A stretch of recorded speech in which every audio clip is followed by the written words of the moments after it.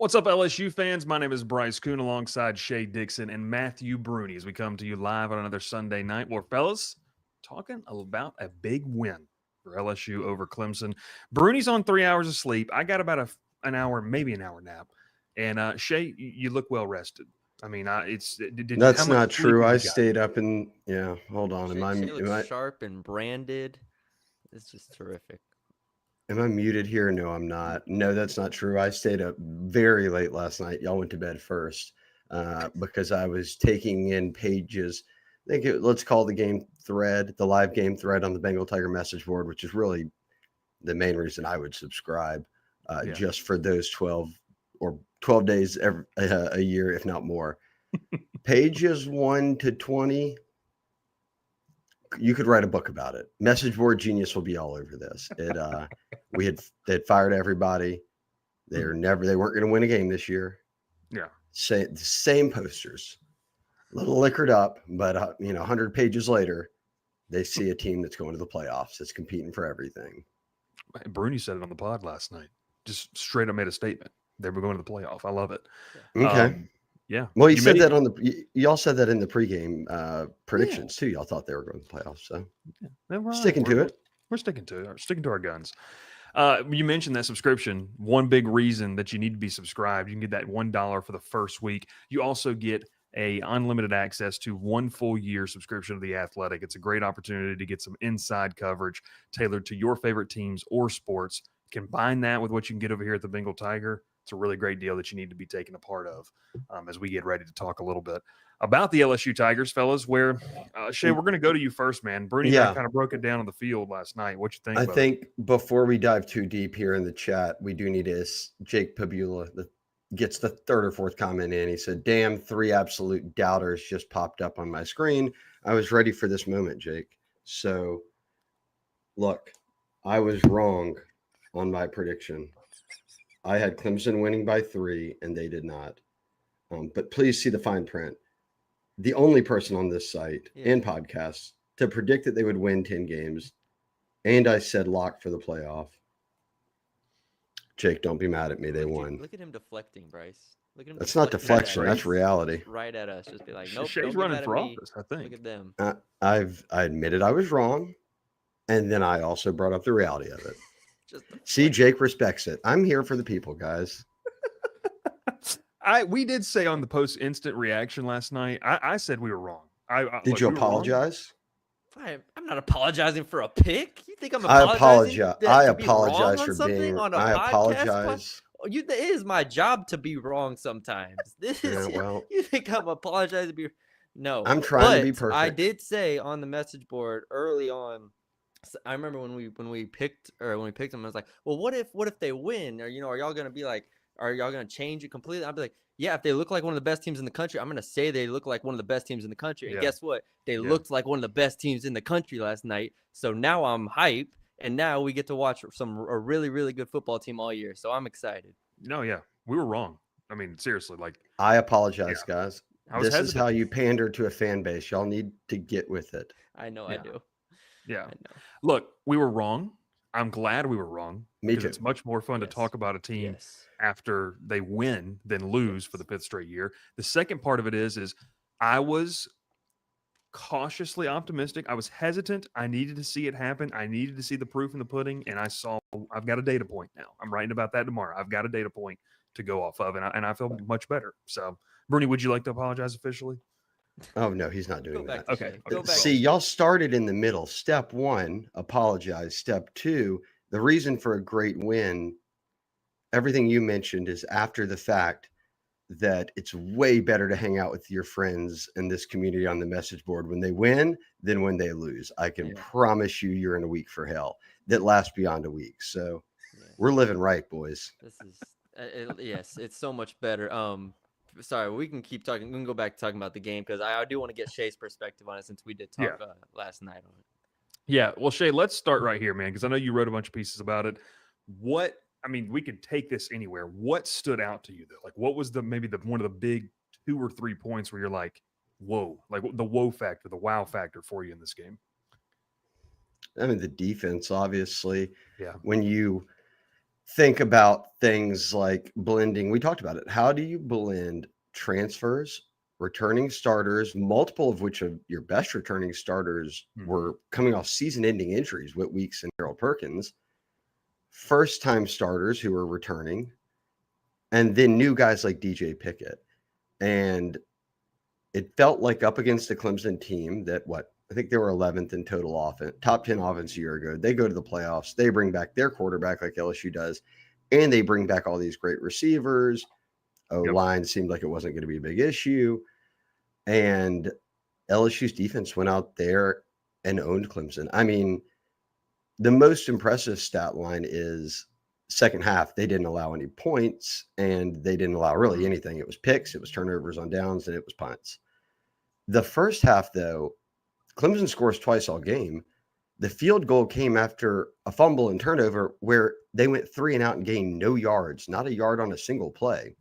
Yeah. The touchdown comes on a drive where twice you convert on fourth down. If Clemson converts twice on fourth down, one including a play, as Matty B tweeted it out and got the LSU fan base riled up, that many felt, okay, it was behind the line of scrimmage, yeah, but was it a block in the back? Look, we don't need to play that game, but 2 fourth down conversions, one of them at the goal line. Like, they had to punch it in.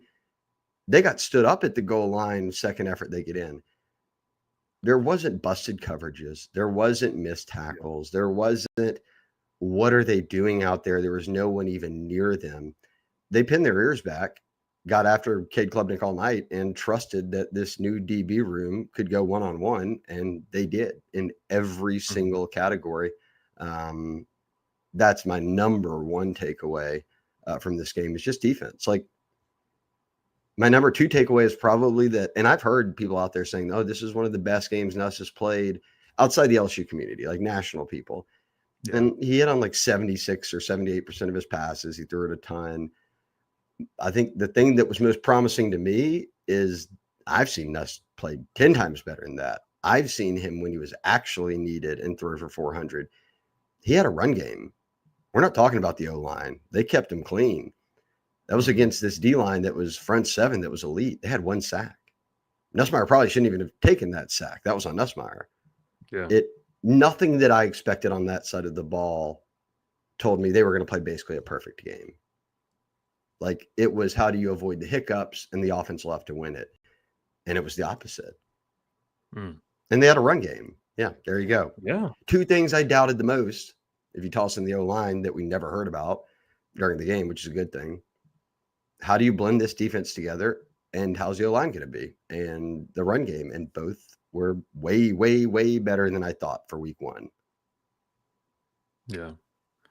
To your point about not talking about the offensive line, that for me was the biggest thing, because a lot of the things, and Brune and I patted ourselves in the back, and Shea should as well, in terms of the fall camp reports, like, a lot of that came to fruition.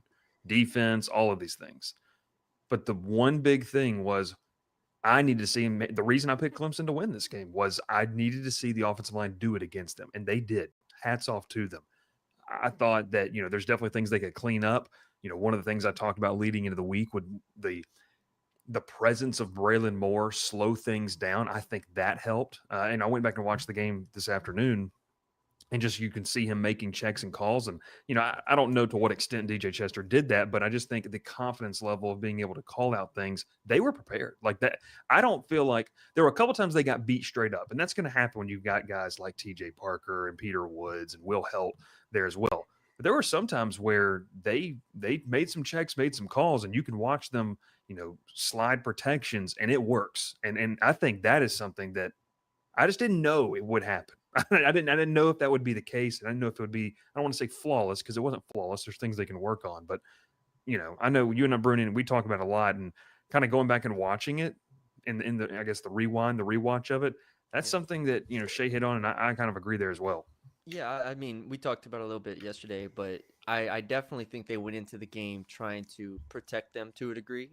We saw them, I mean, run the ball heavily the first 2, 3 drives of the game and really Hmm. tried to establish that to maybe loosen up, soften up the pass rush a little bit. And then also you saw the screen game really throughout the entire game, whether it was to Aaron Anderson, Barry and Brown, whoever. And that was significant in terms of neutralizing that pass rush. So I think the staff did a great job knowing where their weakness was, knowing where their disadvantage was in this game, and saying, all right, well, we're just going to hit you with Caden Durham and then Aaron Yeah. Anderson and in the screen game to get things going early. And I just thought that was huge. So credit to Joe Sloan for that, because even when things weren't going smoothly early in the game, I still think that they stuck with what they needed to do to win. And in the second half, you saw it kind of all come to fruition and kind of break through. Would you say that sticking with the run and being hard headed about it allowed things to open up in the second half, setting things up in the second half? Because I think there's a Yeah, case to no, be made I mean there. definitely, and I don't think it was a good performance on the ground, right? Like Durham had Yeah. 4.4 yards per carry, which is fine.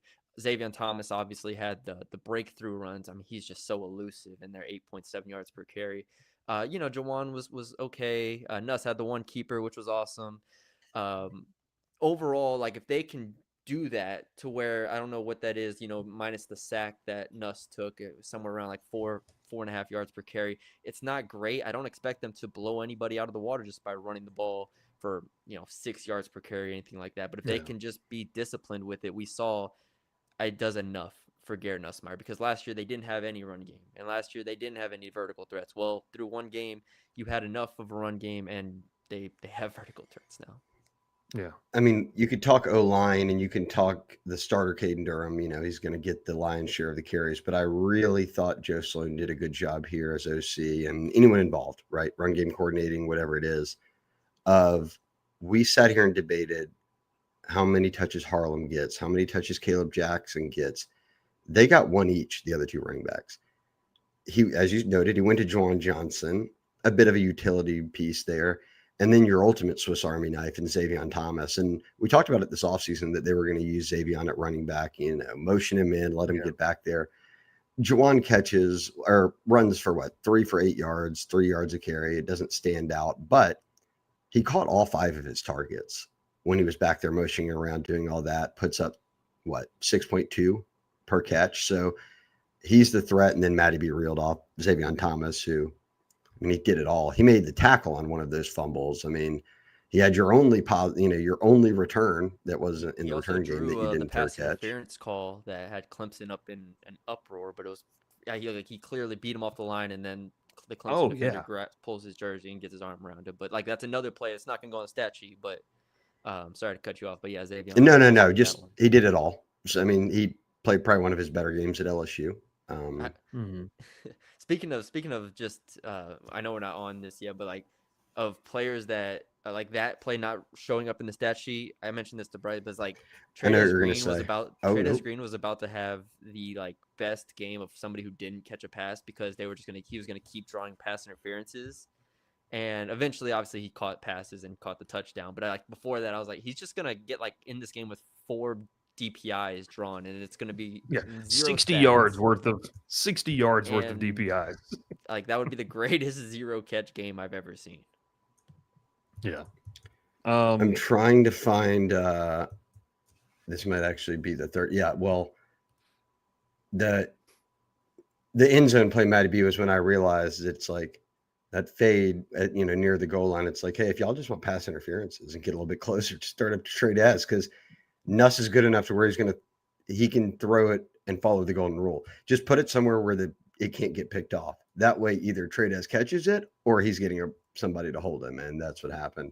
Okay, so it looks like this was the third quarter. Did you see on the message board when Trey'Dez caught it, they said Matt McMahon taught him that?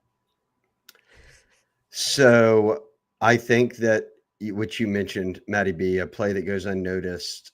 I thought this was one play that no one will ever really put in their memory bank of 5, 10, 15, 20 favorite plays it might have won in the football game. 1st and 10 in LSU territory. Clemson's got the ball back. They call a design run. Klubnik takes off, and he would have run for 50 yards on this play. And Whit Weeks just moves right down the line of scrimmage, dives, makes the tackle for 1 yard. They end up going incomplete on the next pass because Harold Perkins got to hurry. Clemson calls a timeout because now it's 3rd and long.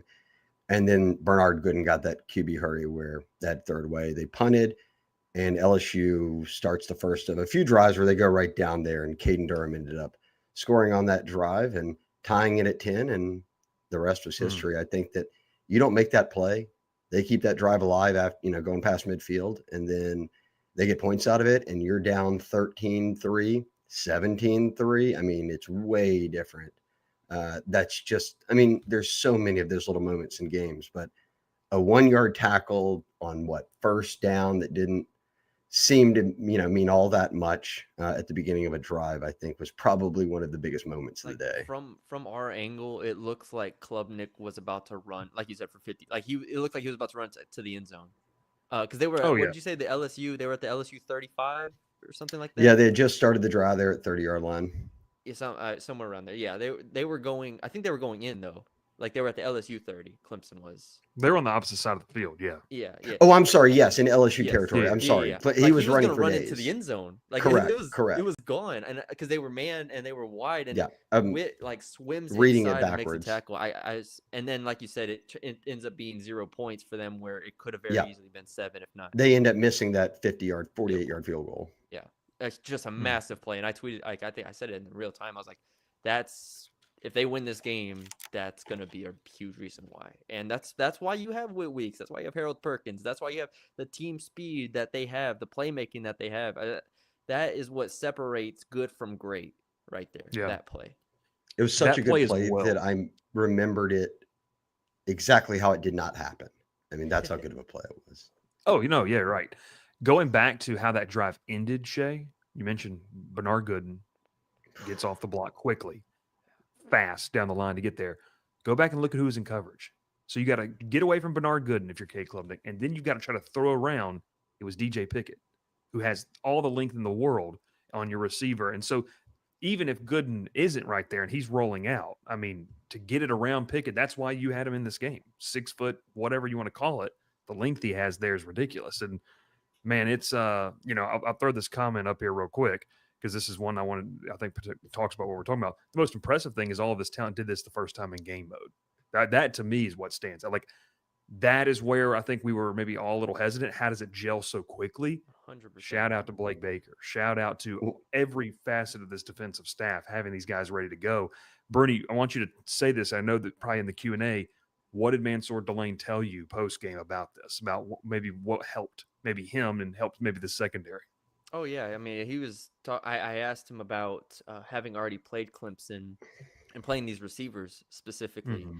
And he said it definitely helped him. And you could tell, I thought in the situations where he was manned up, he knew what I think they wanted to go to. He wasn't biting on any of the real fakes. You could tell that they've watched a ton of film on these guys and he's played them. So he knows what it takes. Like, he's not just watching, like he's lived this. And so that was the first part. And then I asked, from a defensive back perspective, how much it helped them that Clemson returned a lot of their production, especially at receiver, but quarterback, receiver, and whatnot. He was like, that worked in our advantage too. You think about continuity and whatnot in a positive for Clemson, which, it is to a degree, but it's also positive if you're coming over here and you have to play the team that you just played for LSU now instead of Virginia Tech. You're like, oh, I've played all these guys before. So here, DJ Pickett, here, PJ Woodland. This is what I saw, and this is what they do. Like, that is tangible stuff you can hold on to that not a lot of teams have, and that's a separator. Yeah. And to his point too, this was truly on the road. Yeah. Against the top 5 team with a very highly thought of defense where everyone thinks they're going to the playoffs. This wasn't like it was USC last year. Like, this team's good. They're about as good as LSU. It was, Clemson's the better team, right? They were favored, all of that. and they put it all together. I mean, that's kind of how I let it off. Like, I'm floored by it. Yeah. What stood out, man? It was impressive all the way around. Before we get to the next part here, I do want to tell you about our good friends over at myperfectfranchise.net. Andy Luedecke does a fantastic job. He's a big friend and a big baseball fan. And so from his line of work, he has seen firsthand how from the business world, baseball players do a great job of transitioning to that. And if you're an LSU fan, you're going to take interest in this because Andy's offering up a donation of $500 to $1,000 to the school's baseball NIL collective. We've joked as Jay Johnson really needed that much help. Well, it's just going to continue to add to the arsenal of what he can do. If anyone from our site purchases a franchise, you get to take part in that and help out LSU's baseball program. We think this is a really cool opportunity. So now is the perfect time to contact Andy to learn more. His services are 100% free, and he's here to help you if you have any questions about business ownership. Like the question aspect, completely free in terms of that. You can continue that relationship if you head over to myperfectfranchise.net to learn more, or you can text or call Andy at 404-973-9901. Fellas, the next topic that we hit here, and I think this is what I'll start this off, and we've said his name already, and I want to get your feeling on it because, especially you, Shea. So I'll go to you. The biggest surprise to me was the utilization of Juwan Johnson. Like, that was probably one of the things for me. We saw him rise maybe the last week and a half of camp, like start to be used more. With the JT Lindsay situation. With the JT Lindsay, yes. Shea, did you expect the amount of touches that he had? I mean, did that shock you? Because I think we just thought, hey, it's going to be Caden. You're going to see Harlem. You might see Jackson situationally. And maybe we should have expected more. That surprised me, like in terms of how much they went to him, especially using him at all different parts of the field. No, I guess I would have said that we saw it in camp a bit, so maybe we shouldn't have overlooked it and just kind of pigeonholed it to the three running backs. I mean, it was obvious Xavion was going to get carries and be a utility player, but they were putting Juwan back there not as a full-time running back, but a guy that was going to be able to carry it, catch passes, and that's what he did. That one doesn't surprise me as much. I mean, I could go very, macro view here and just say the fact that Clemson's front seven logged one sack against an O-line that we truly did not know if they'd be good or not. And someone said it in the chat, turns out all that talk of LSU's defense being so good that it kind of made the offense struggle during fall camp is true. Mm-hmm. I mean, they blitz on every play. They're coming after you. And when they know what plays you're calling, it makes it tougher for the offense to get going. And I think you would marry that thought in with that they had a running game that went for 100-something yards. But I'll get a little sneaky here with my biggest surprise. And I tweeted it before the game because he was my MVP pick for the game. I'm surprised we just went through a whole offseason without just talking about Aaron Anderson a lot.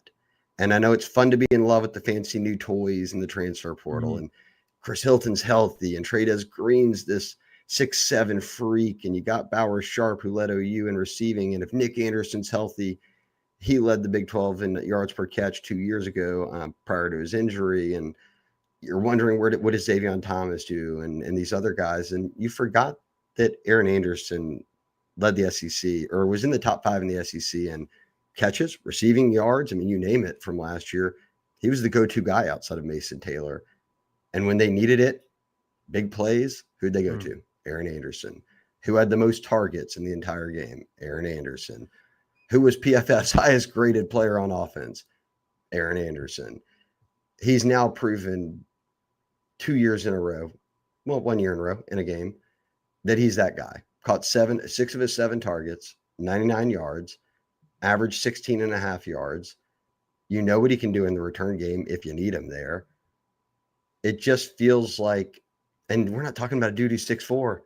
It's like he's one of the smaller guys out there, and he's just always open, and Nuss can find him all the time.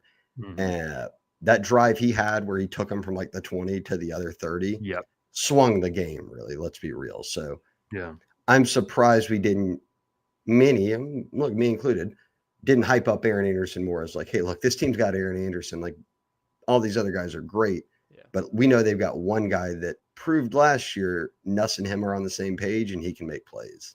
I The think throw Nuss had, by the way, to Aaron Anderson in between 3 defenders low, that's one of the best throws he made the entire game. yeah.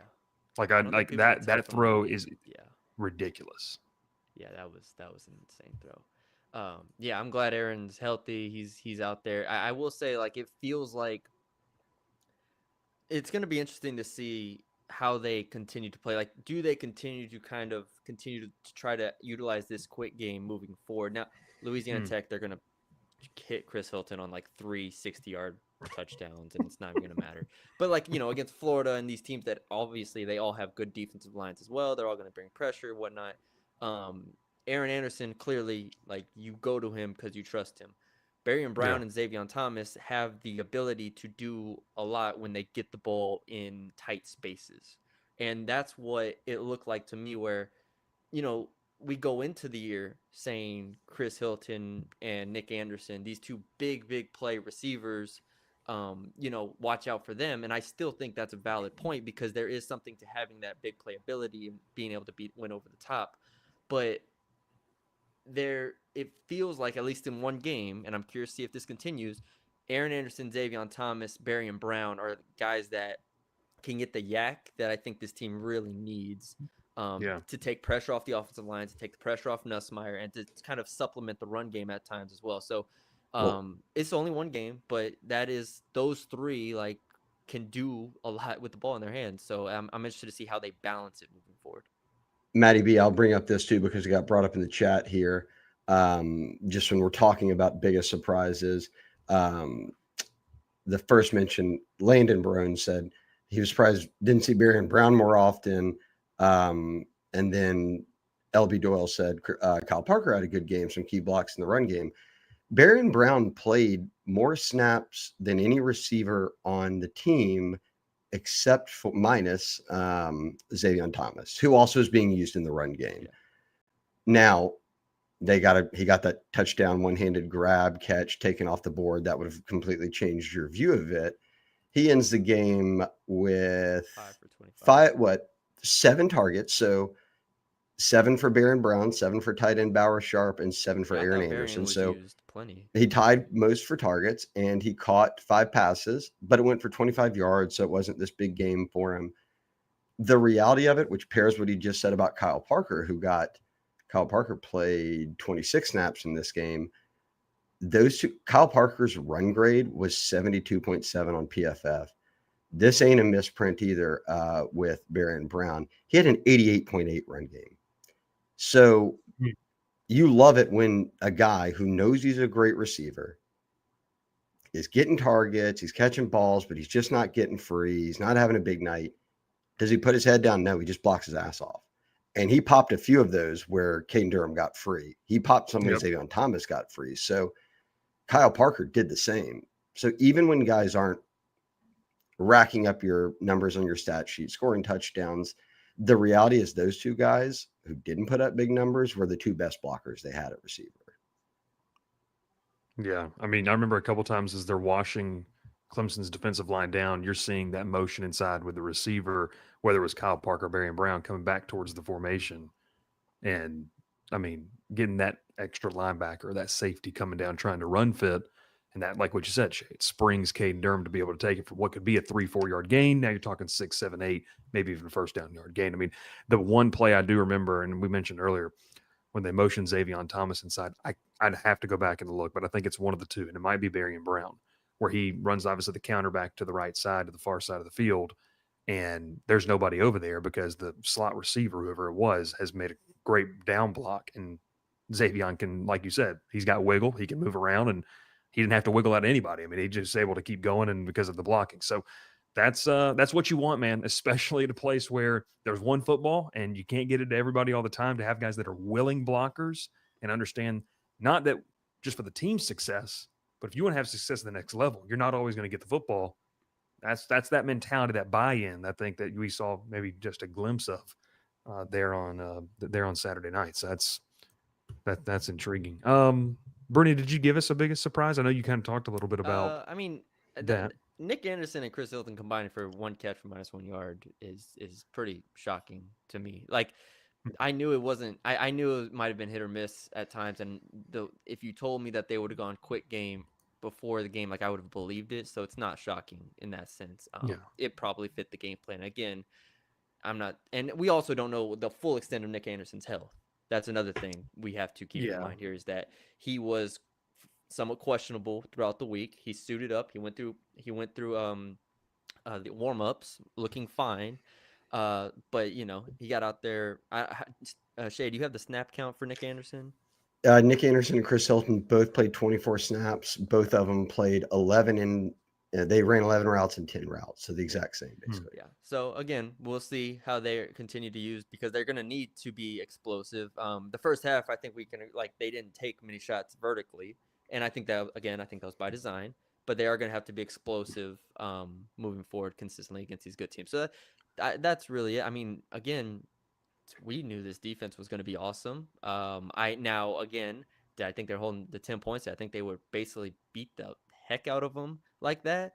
No, but that was really impressive. Nothing really shot. Jordan Gilbert played pretty well in the back end. Yeah. I guess that was somewhat of a surprise, and no, nothing else really. I think that was a really good, really impressive game. One name we haven't mentioned, and I'm going to throw him in here, and maybe Shea, you've said this a lot. A player that people have kind of, I guess, just glossed over because it's like, well, I'll believe it when I see it. Harold Perkins.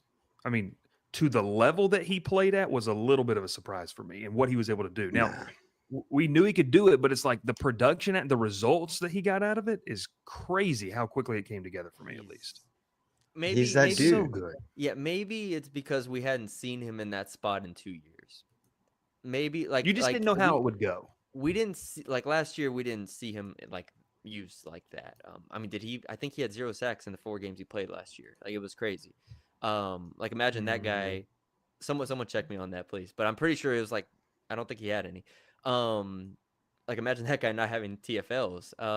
So maybe that's what it is. We haven't seen that since 2023, and that defense in 2023 is horrible. So, seeing him do that on that defense is pretty insane.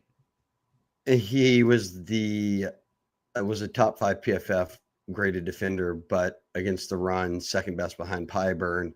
In tackling, which I said would be paramount in week 1, he plays 57 snaps. I believe that was the most of anyone on the defense, tied with a couple of guys. Basically didn't come off the field. He had an 82.4 grade. That was the best on the team.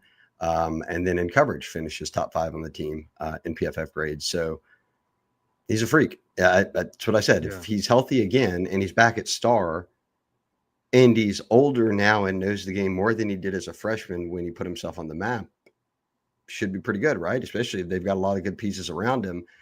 And the reality that Blake Baker is going to trust to put these corners and safeties out there on islands and just bring people, well, that's right up Harold's alley. So he sealed the game, right, Bryce? I mean, he got the final pressure on Klubnik where Klubnik threw it to nobody and the game's over. Yeah. I mean, if they can man people up like that, they're going to be a top 5 defense in the country. They literally, and I know Antonio Williams didn't play after the first drive, so that is a small asterisk. Not saying he would have completely changed the game by any means, but when they go against these receivers that they're going to play the rest of the season, if they can just man up Pickett and Delane and just blitz and use Perkins the way that they just use Perkins, or man up, if they can do that, I mean, I don't see a world in which this defense is not top 5 in the country, because that's like NFL. That's a different level of cornerback play if you can just man them up that many times, and they did it in 1 game. Yeah. Can I get 2 quick things in here before we move on to the next one? I do think that, and we can talk all day about Mansour Delane and all of that. Shout out PJ Woodland. He gets a start and at corner, 43 snaps, plays well, tackles well, covers well. Shout out PJ Woodland, shout out Blake Baker, shout out Corey Raymond. The cornerback blitz through the B gap, and Cade Klubnik had no chance, and he gets taken down. They end up having to punt on that drive. And a big shout out to Jordan Gilbert, a kid who played hurt last year with a broken hand and a shoulder that wasn't in one place really. and started pretty much every game. He wasn't even in the fall camp conversation. It was, you got these 2 transfers, they're going to start, and then we'll see what the guys like Deshaun Spears have behind them. Find out 48 hours before the game, AJ Halsey is suspended, can't play the first half. We debated who it was going to be. They choose Jordan Gilbert. The panic mode from LSU fans texting me and posting on the board before the hour before the game when y'all had said, hey, look, they're starting Gilbert, was this is not going to be good. Jordan Gilbert graded out almost exactly the same as AJ Halsey. He never gave up a big play. As AJ Halsey. It doesn't. I'm saying, well, was he bad? Go no, ahead. Yes. No. Are you going to step on Jordan Gilbert's moment here? The guy also didn't get first team reps in camp. Mute me. I couldn't stop myself. You won't apologize for a bad prediction. Now you're hating on a guy who doesn't even get first team reps in camp, gets put out there, and I thought, look, he was solid. He had the 4th best coverage grade on the team.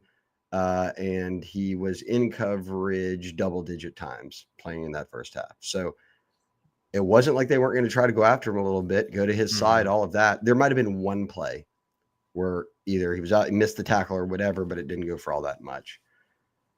Coming out the cold, not giving anything up, biding time till AJ Halsey got back was massive. It was. Shout out Jordan the one play, and I think this is what LB Doyle was talking about here, where he had the chase down. What about the one play where he takes on the block on the outside as Klubnik's rolling out? They pass it. He takes on the block, and Harold Perkins comes across the formation, makes the tackle. That's what suits him, playing downhill, and he played under control. And I think that was something that maybe I was worried about. And hats off to him. You're right, Shea. Give him his roses as well. Brune won't, so I will.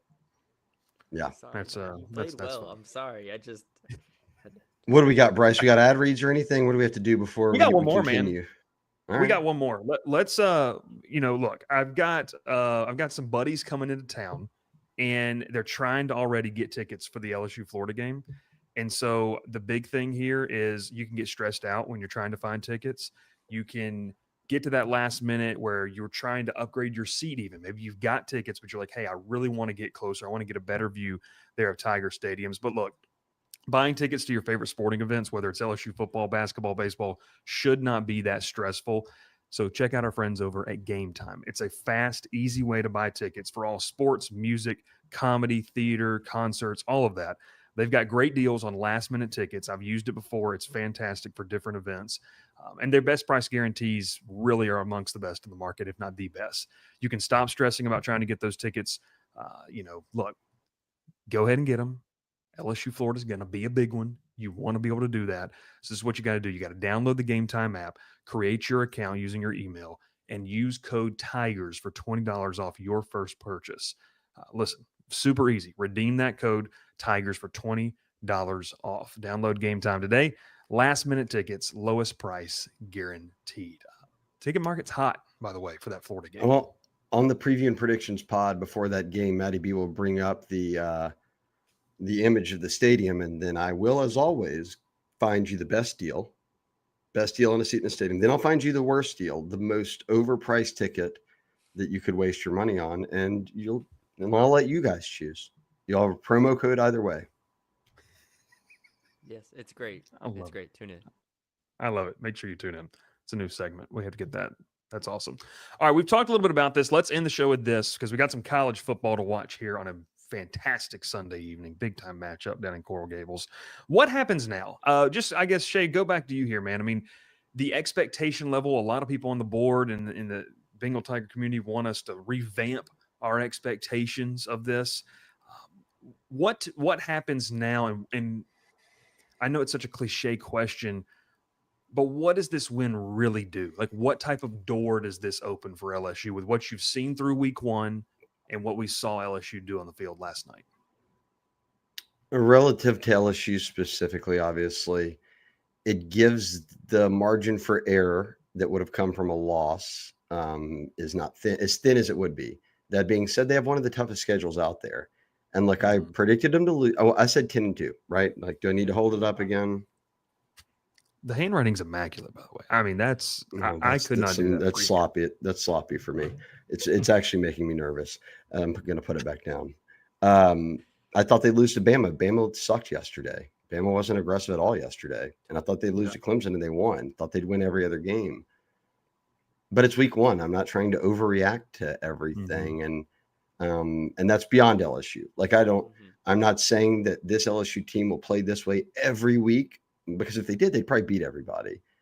They're going to run into hiccups. They could get injuries. There's things that happen. But I do think they'll get better as the year goes on, which is a really great thought relative to their chances of making the playoffs. Was Bama as bad as they were yesterday? I doubt it. Auburn looked good. There's some teams at South Carolina, last I checked, was rolling VT. Florida's going to be a good team. I mean, this is still the SEC. So I'm not going to recalibrate after week one. I'm just going to stick to it. I think this is a 10-2 team that went out there and proved in week one that they're further along than we thought they were. They were better than Clemson in every aspect of this game. Yes. Brune, you said this, by the way, and Shea, I don't know if we've hit on this with you yet. This game was, and not to go back, this is the last thing we'll say on the Clemson game, but this game looks a lot closer on the scoreboard than it really was. Well, I mean, you can do the Barry and Brown debate and say 24-10, but Bryce, you're right. Matty B was texting about that last night too, and I've said it to everyone on the board. That was the biggest dominating game that ended 17-10 that I've watched in a long time with LSU. Like, there wasn't a stat category that they didn't dominate from really start to finish, even when they were down 10-3. So, they were better than Clemson in almost every facet of that game, including coaching. Oh, yeah. Hats off. The only thing I can nitpick in terms of what separated it, what could have been, how they could have put the game away clearly, was in the last two drives there where they weren't able to get that first down to just put the game away. But even when they punted it away, I'm like, Clemson's not going 80 yards here. And you hate that they went to the red zone and before half and throw that play to Hilton and short of the sticks, and they don't get any points at all. We almost got through the pod without talking about it. The reality is their other two trips to the red zone were touchdowns, right? Yes. So, I mean, I thought that was an obvious big thing. And then Durham, shout out Durham, punching it in. But what was my other thought here? Where were we going with that? I thought quickly about the two times of the red zone. The only notable stat category, or even stat category, beyond fumbling the football, and turnovers ended up being 2-1, but was tackles for loss. They doubled LSU up. Where was I going? There it is. Average yards per completion. LSU had 8.5. Clemson had 12. Here's why I don't care. Because I saw LSU have to do 12 and 15 last year per catch because they couldn't run the football or any of that. I'll take being the second place team in that stat category if it means you ran for 100 plus, if it means you didn't have more penalties than Clemson, if it means you kept Nuss upright and only gave up one sack. Like, I don't care how many yards per completion they had in this one because it was enough to win the game. And Clemson was the one that literally could not run the football. They tried 20 times and ran it for 31 yards. That's 1.6 a carry. That's awful. And LSU's D-line was a big reason why.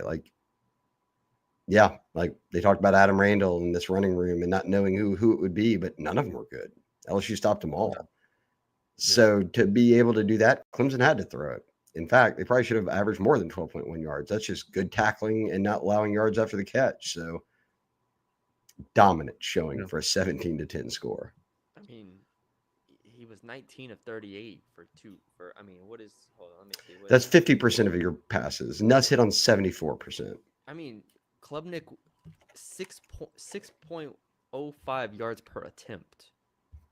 That's the more damning stat. He had to throw it away a ton. It's just it was not an efficient night. He wasn't ever comfortable, even with anything. But what happens now? Sorry, we gotta wrap this up here before football game starts. I mean, I said it after the game. This is a playoff team now because the margin, like Shea said, and like we've talked about, winning this game gives you such a big margin of error to where you do have a tough schedule. I'm not denying that. Even no matter how good or bad these teams are, there are still SEC teams that are going to bring it every week.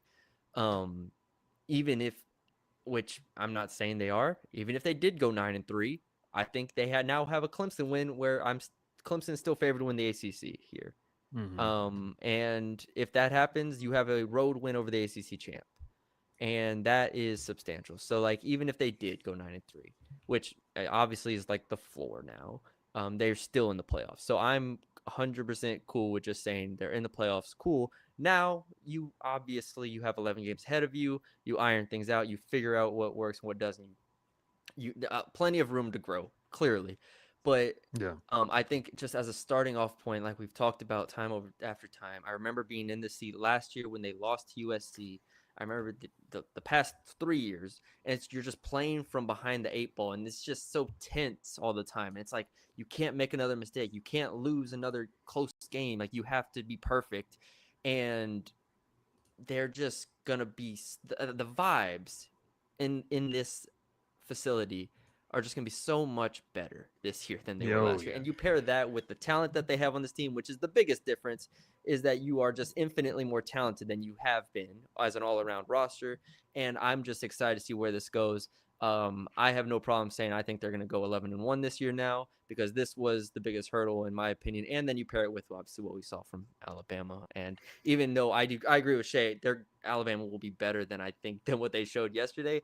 Still, you just look at overall, if this defense is a top 10 unit, as we said they could be going into the year, and at this point, like, I have to believe that's the case. And you have Garrett Nussmeier, who's the best quarterback in the country. Put me at 11-1. Real quick, H-Town Creole asked Shea if that defense is that good or Clemson offense that bad. There was a stretch here of week 1 openers where like the other quarterback would light up LSU's defense and then he would get benched 4 weeks later. Clemson, Cade Klubnik threw for the 3rd most touchdowns in the country last year behind Cam Ward and Shedeur Sanders. He threw for top 10 in yards. This is a team that brought back Bryant Wesco, who finished behind Ryan Williams and Jeremiah Smith as the 3rd most productive freshman receiver in the country last year. This is a team that brought back another one of the best receivers in college football, and they get their number 3 guy back off injury, who had been tearing up fall camp. Solid O-line. Like, this Clemson team is a very good team. I didn't even talk about their defense being good. The offense is very good. They finished number 11 in the country last year. They got clamped up. Like, yeah. You're seeing a great LSU defense and a Clemson offense that is going to be good, just not on Saturday night against a defense that was uber aggressive and trusted that their DBs could go one-on-one all night. Yeah. Maybe against Georgia Tech in 2 weeks. Right, Bryce? Get them in the phone booth, baby. We'll see what happens. I love those games. Let them play in a phone booth. Let them play in a phone booth, baby. No, last thing for me, and then we'll get it out of here. What happens now? I'm going to recalibrate.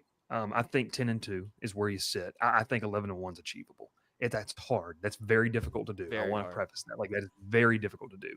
But without completely overreacting, I think they have the capability to do it.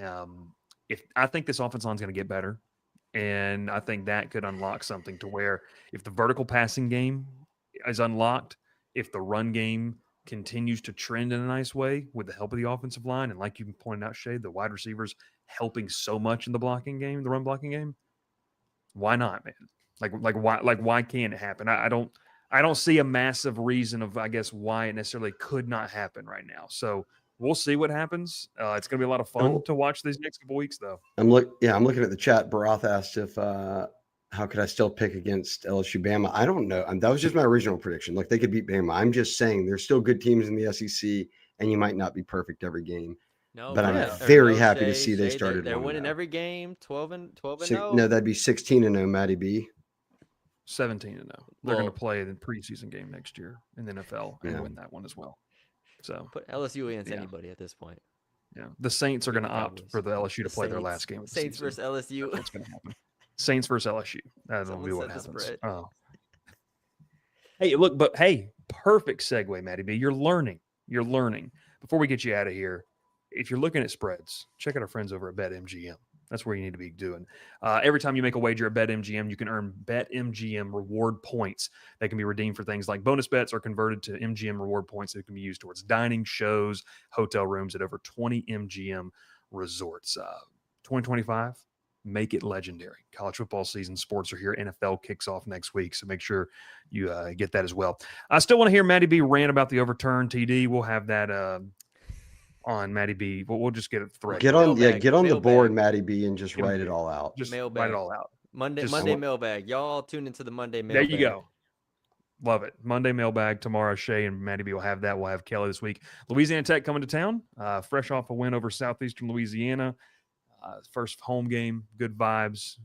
Be a lot of fun to see a 1-0 next to LSU instead of that 0-1 heading in to that game here in week number 2.